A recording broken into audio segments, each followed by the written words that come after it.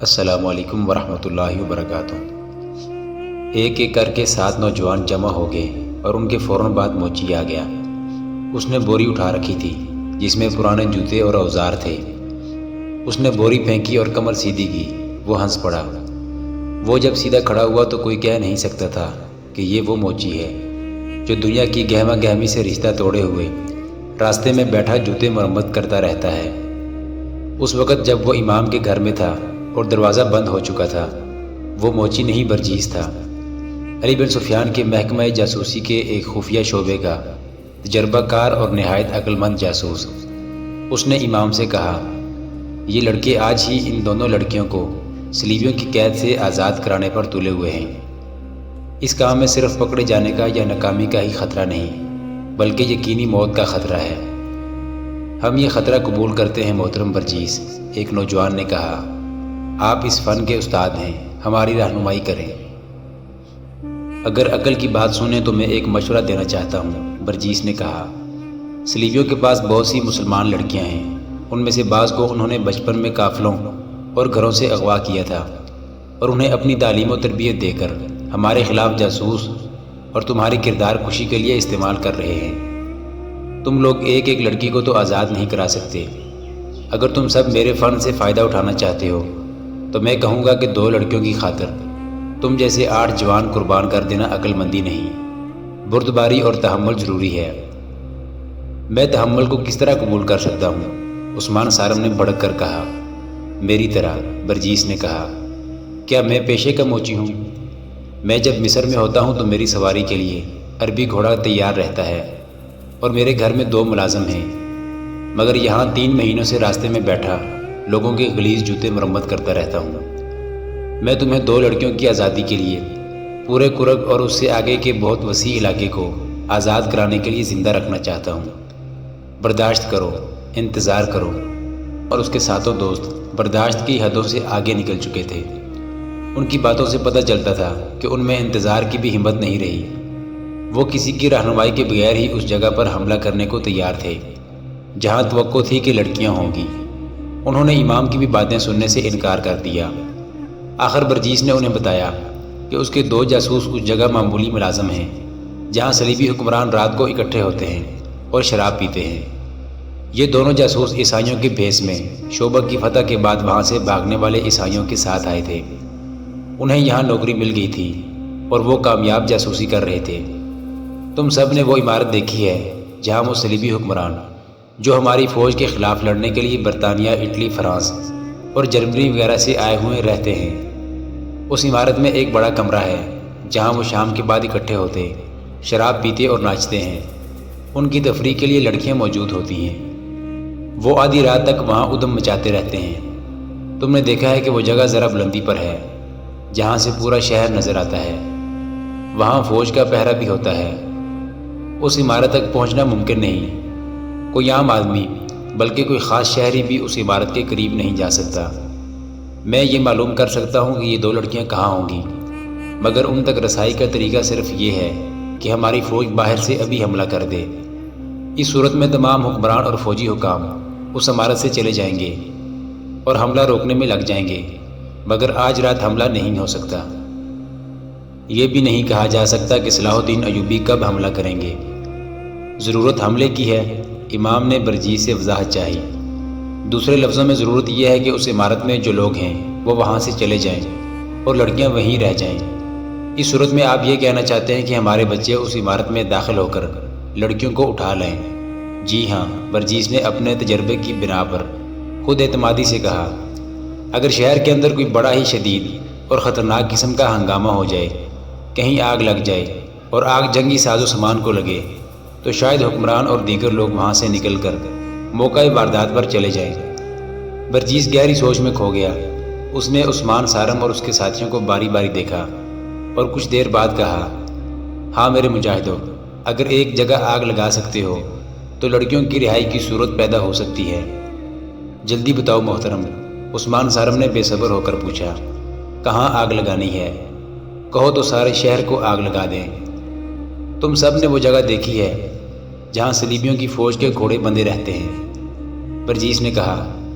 وہاں اس وقت کم و بیش 600 گھوڑے ایک جگہ بندھے ہوئے ہیں، باقی مختلف جگہوں پر ہیں۔ ان کے قریب اتنی ہی تعداد اونٹوں کی بندھی ہوئی ہے۔ ان سے ذرا ہی پرے گھوڑوں کے خشک گھاس کے پہاڑ کھڑے ہیں۔ اس سے تھوڑا ہٹ کر فوج کے خیموں کے ڈھیر پڑے ہیں۔ وہاں گھوڑا گاڑیاں بھی کھڑی ہیں اور ایسا سامان بے شمار پڑا ہے جسے فوراً آگ لگ سکتی ہے، مگر اس کے ارد گرد سنتری گھوم پھر رہے ہوتے ہیں۔ وہاں سے رات کے وقت کسی کو گزرنے کی اجازت نہیں۔ اگر تم اس گھاس اور خیموں کے انباروں کو آگ لگا سکو تو میں یقین سے کہتا ہوں کہ صلیبی حکمران ساری دنیا کو بھول کر وہاں پہنچ جائیں گے۔ گھاس، کپڑے اور لکڑی کے شعلے آسمان تک جائیں گے۔ سارے شہر پر خوف طاری ہو جائے گا۔ آگ لگانے کے ساتھ ہی اگر تم زیادہ سے زیادہ گھوڑوں کو کھول دو تو وہ ڈر کر ایسا بھاگیں گے کہ لوگوں کو کچلتے پھریں گے۔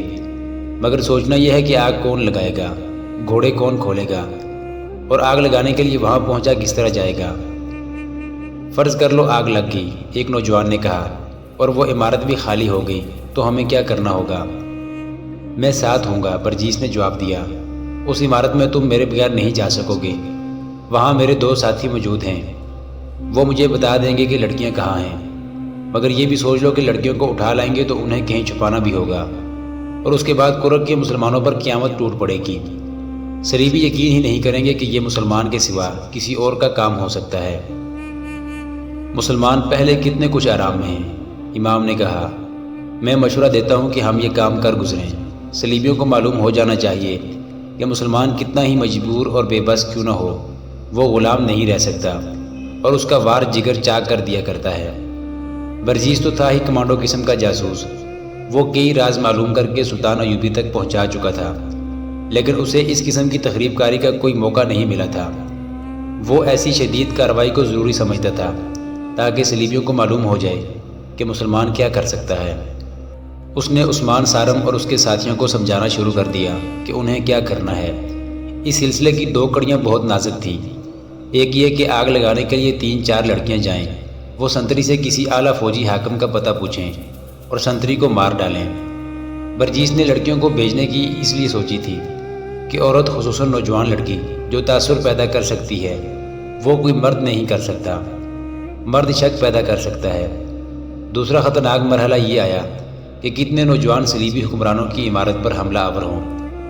برجیس اور امام نے متفقہ طور پر کہا کہ زیادہ نہ ہوں، یہی 8 ہوں تو بہتر ہے، کیونکہ زیادہ ہجوم نظر آ سکتا ہے اور کسی نہ کسی کے پکڑے جانے کا خطرہ زیادہ ہوگا۔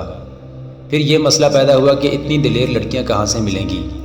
عثمان سارم نے کہا کہ ایک اس کی بہن النور ہوگی، ایک اور نوجوان نے کہا دوسری اس کی بہن ہوگی، باقی 6 نوجوانوں میں کسی کی بہن نہیں تھی۔ امید ظاہر کی گئی کہ یہ 2 لڑکیاں اپنی اپنی ایک سہیلی کو ساتھ لے لیں گی۔ برجیس نے ان لڑکیوں کو ان کا کام سمجھانے کی ذمہ داری اپنے اوپر لی۔ سورج غروب ہو گیا تھا۔ امام مسجد ایک طرف چلا گیا، باقی سب ایک ایک کر کے باہر نکلے۔ سب سے آخر میں برجیس باہر نکلا۔ وہ پھر وہی موچی تھا جسے کچھ خبر نہیں تھی کہ اس کے ارد گرد کیا ہو رہا ہے۔ وہ جھکا جھکا اس طرح مری ہوئی چال چلا جا رہا تھا جیسے ساری دنیا کے رنج و غم کا بوجھ اس کے کندھوں پر گر پڑا ہو۔ عثمان سارم اپنے گھر سے ابھی کچھ دور تھا کہ اسے رینی الیگزینڈر مل گئی۔ وہ عثمان کی بہن النور کی گہری سہیلی بنی ہوئی تھی۔ دونوں بہن بھائی چاہتے تھے کہ وہ ان کے گھر نہ آیا کرے، لیکن عثمان سارم اسے اچانک گھر آنے سے روک کر کسی شک میں نہیں ڈالنا چاہتا تھا۔ رینی اس کے ساتھ بے تکلف ہونے کی کوشش کیا کرتی تھی، جس سے عثمان کو یہ خیال بھی آتا تھا کہ وہ اس کا کردار خراب کر کے اس کا قومی جذبہ مارنا چاہتی ہے۔ اس شام رینی راستے میں مل گئی۔ اس نے مسکرا کر دیکھا اور رکنا نہ چاہا، مگر رینی رک گئی اور اس کا راستہ روک لیا۔ عثمان سارم کو ایسا کوئی ڈر نہیں تھا کہ وہ مسلمان ہے اور ایک عیسائی لڑکی کے ساتھ راز و نیاز کی باتیں کرتا پکڑا گیا تو سزا پائے گا۔ وہ جانتا تھا کہ صلیبی اور یہودی انہیں دیکھ کر خوش ہوں گے کہ ان کی ایک لڑکی مشتبہ مسلمان نوجوان کو اپنا گرویدہ بنا رہی ہے۔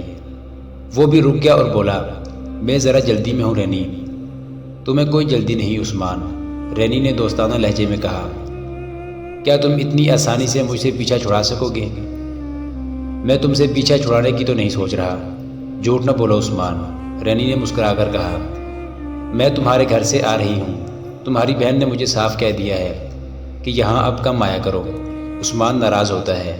کیوں عثمان؟ یہ بات تم نے خود کیوں نہ کہہ دی؟ عثمان صارم خاموش رہا۔ اس کی بہن نے جلد بازی سے کام لیا تھا، اس کے لیے جواب دینا مشکل ہو گیا۔ اسے خاموش دیکھ کر رینی نے کہا، مجھے یہ تو بتا دو کہ میں تمہارے گھر کیوں نہ آیا کروں؟ عثمان صارم کی ذہنی حالت کچھ اور تھی، وہ جلدی میں تھا اور اس کے جذبات بھڑکے ہوئے تھے۔ وہ ٹالنے کے لیے کوئی موزوں جواب نہ سوچ سکا۔ اس کے منہ سے وہی بات نکل گئی جو اس کے دل میں تھی۔ اس نے کہا، رینی معلوم نہیں میں خود کیوں تمہیں نہ کہہ سکا کہ ہمارے گھر نہ آیا کرو۔ اب سن لو، ہماری آپس میں کتنی ہی محبت کیوں نہ ہو، ہم قومی لحاظ سے ایک دوسرے کے دشمن ہیں۔ تم ذاتی محبت کی بات کرو گی، مگر میں قومی محبت کا قائل ہوں جو صلیب اور قرآن مجید میں کبھی پیدا نہیں ہو سکتی۔ یہ میرا وطن ہے، تمہاری قوم یہاں کیا کر رہی ہے؟ جب تک تمہاری قوم کے آخری آدمی کا بھی وجود یہاں رہے گا، ہم ایک دوسرے کے دوست نہیں بن سکتے۔ میرے دل میں جو کچھ تھا وہ تمہیں بتا دیا ہے۔ محترم ناظرین، سلطان صلاح الدین ایوبی کی زندگی کے واقعات پر مشتمل سیریز دیکھنے کے لیے چینل کو سبسکرائب ضرور کر لیں۔ گزشتہ اقساط دیکھنے کے لیے چینل پر پلے لسٹ کا وزٹ کریں۔ ویڈیو کو لائک اور شیئر ضرور کیجیے۔ کمنٹ باکس میں اللہ اکبر ضرور ٹائپ کریں۔ اللہ آپ کا حامی و ناصر ہو۔